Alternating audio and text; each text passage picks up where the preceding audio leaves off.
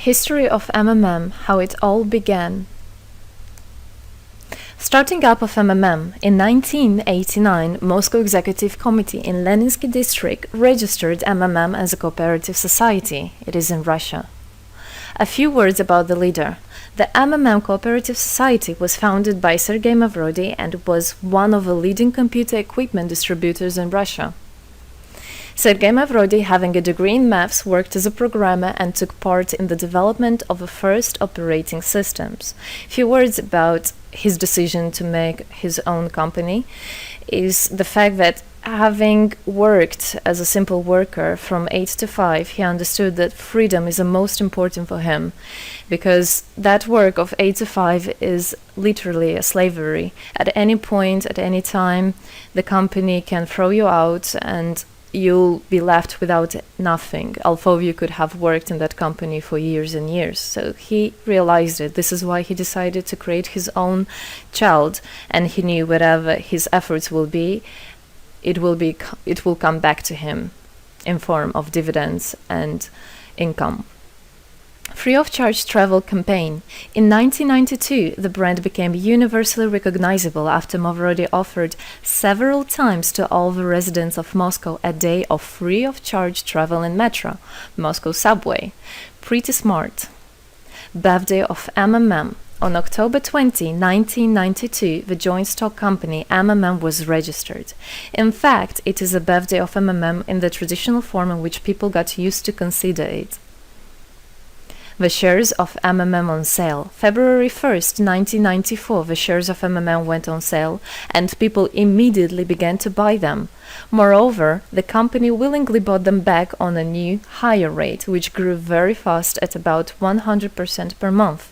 The company's principle today is always more expensive than yesterday worked perfectly. Few words about that. Why did he do that? As you might know, in 1991, the Soviet Union fell. So if until at the time of the Soviet Union, everything that there was in the country, like properties, different companies or whatever that was bringing some goods, was national. So any person of the country was entitled to have a share of that production, of that company. Everybody was equal.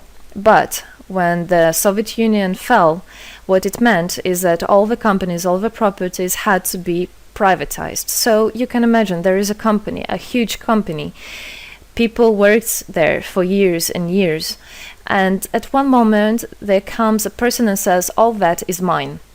Yes, this was the case. And obviously that information, that laws about the fact that it was possible to privatize was kept only for a small group of people for obvious reasons.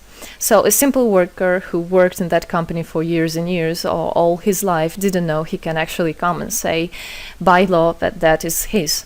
So what genius idea Sergey Mavrodi had is to sell these shares to gather the money of the people, and with this money to buy those companies. So basically, if a person has an MMM share, he would have had an exact share from the company that Sergey Mavrodi bought. For example, a company from oil and gas or something else. Obviously, he knew perfectly which companies are worth it and which companies were not. There was quite a battle there. So as you can see, his idea was great, but let's see what happens. Government is trying to hinder MMM's activities. Surprise, surprise! Planned by the Russian government, MMM 94 was intentionally collapsed. It began when tax inspectors accompanied by OMON officers passed through the crowd of depositors and went inside the central office of the company to give a notice about the planned tax inspection. Right. So obviously, the small group of people that I was talking about is the government people, is the people that have connections and so on. And they wanted, obviously, all that money, all those properties to be kept in their hands. This is how the nowadays oligarchs were made. At that moment, they had nothing. In one day, they got loads of money. And now you can know them as very rich people who made their money on the back of a nation. So obviously they did something just to provoke some panic going through the crowd. Obviously, for any financial institution, a panic is really bad. As I remind you, at that time, MMM was selling shares, was a share stock company, let's say. Mavrodi's arrest. Sergey Mavrodi was arrested on tax evasion charge. Really lame excuse. It wasn't at all like that.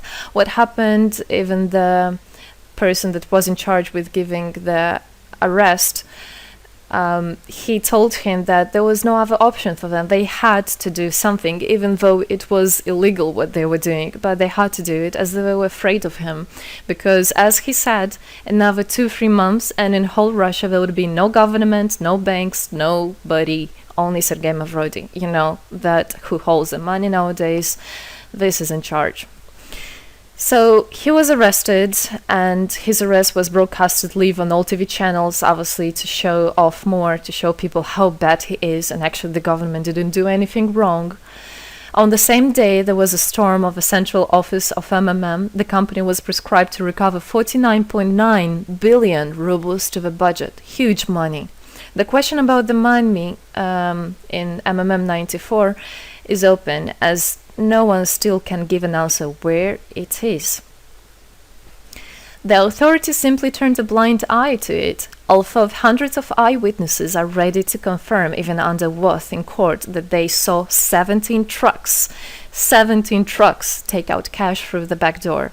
So unfortunately, at that time, there was no internet, no way, no bitcoins, no other internet wallets, and all the money were obviously kept in cash in the MMM offices. And the government took advantage of it. They just came, took it out, and then they said nothing. Moreover, they didn't say where the money went. They even made the way to make people believe that Sergey Mavrodi was the one who took all those 17 trucks of money and disappeared. But obviously it wasn't the case. It was a simply lame excuse. Demonstrations against state authorities. August 1994. Thousands of MMM depositors affected by the artificial collapse of the pyramid protested and demanded to set Mavrodi free. Actually, Mavrodi could have used his powers and do huge, bigger protests, but he decided not to do that, as that would made as obvious a different protests of this type. It could be people injured or even killed, so he decided not to use people in this purpose. It was very noble from him to do that. MMM leader became a deputy. However, he found a way to get out of the prison. Being imprisoned, Sergey Mavrodi had managed to register as a candidate for a deputy of the State Duma and was released from prison. He won the elections by a landslide and became the deputy of the State Duma of the first convocation. So, as a deputy in Russia, they have privileges. This is why, becoming a deputy, he was set free. The State Duma is against Mavrodi. Surprise, surprise! The State Duma deputies deprived Sergey Mavrodi of his deputy plenary powers due to his permanent absence at the Duma's meetings. That incident was the only one in New Russia's history.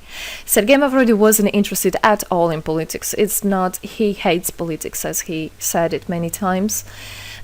So he became a deputy only for the reason to get out of a prison. That's it. He wasn't interested to go to at their meetings, as he himself considered as well the people there as being quite silly and not worthy to spend time with.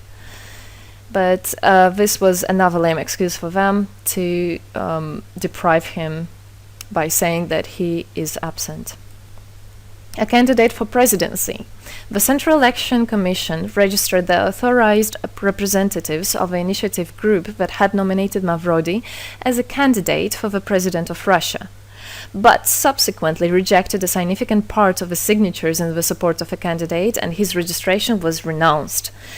So, for obvious reasons, they did that again. They weren't interested into having a fair president, a fair leader on top of their head. Revival of MMM, January 2011. Sergey Mavrodi renounced launching launching a new project of MMM 2011. Together we change the world. Previously, there were simply no analogues of similar systems in the world. The film about MMM, the launch of a project fell in the same time interval with the release of Russian film about MMM Pyramid, the plot of which is based on the eponymous book in which the history of MMM is disclosed by Sergey Mavrodi. So he wrote a book, and there is a movie which I highly recommend you to watch. You can find it online on YouTube. MMM is building a new, fair financial order. June 2012, the activity of MMM made a lot of banks collapse and a huge outflow of funds from deposit accounts happened. The system numbered more than 35 million members at the time. For obvious reasons, the fight against the system started. It suffered the same fate as MMM 94, eventually collapsed. So what happened? A lot of banks, as I already said, had a huge outflow, and another minus of the system of that time was that it wasn't really quite a community, because the money was still kept by the managers in MMM. So it wasn't the same idea as it is now, comparing it now, where people exchange money between themselves. You don't need to put it in a central account. At that time, there were central accounts, and it was again used by the banks. They simply blocked those accounts that they identified as being of MMM and took all the money away, and that's it. There were no other discussion about that. Again, huge loss of money. People lost a lot of money. Sergey Mavrodi didn't get all of them. It was again the banks that took the advantage of it. MMM 2012 is just the beginning. I'll be back. Sergey Mavrodi announced the launch of a completely new MMM, World Mutual Aid Fund, MMM community. It speeded up since the first day, showing crazy dynamics on new members' registration. It has been decided to send 10% of the whole turnover on payments to the affected members of MMM 2011.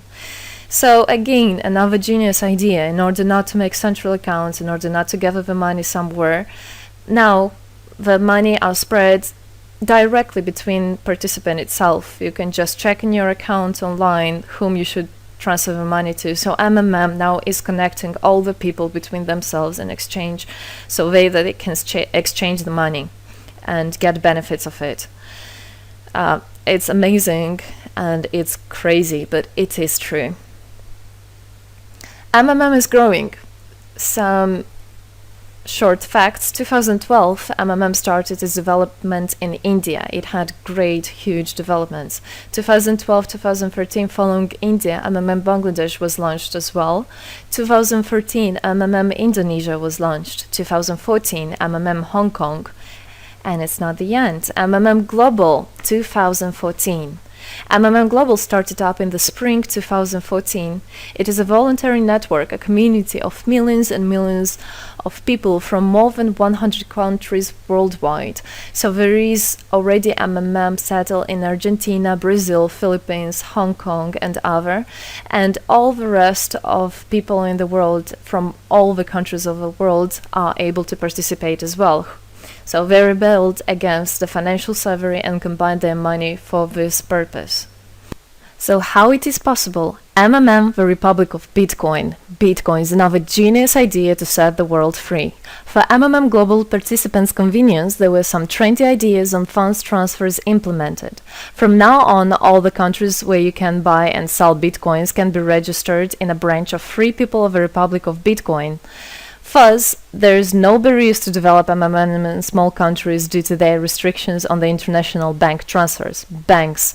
This is not something that we would want to use, as the banks can anytime put restriction on an account or even block an account and take all the money. Yes, the banks can do that. Read better your contract. So, Bitcoins is really genius idea to do that. Join MMM Global, join our community, set the world free. Don't hesitate, don't even think of going back, just go always forward. We are writing the history right here and right now. We are not going to be any more slaves working from 8 to 5, having pennies for that. We want to hold our own money and to get the benefits of it. I don't want a bank to use my money for their own purposes. I want us people, free people, to use our money, to exchange the money when it is needed, and to help each other. This is really a great idea.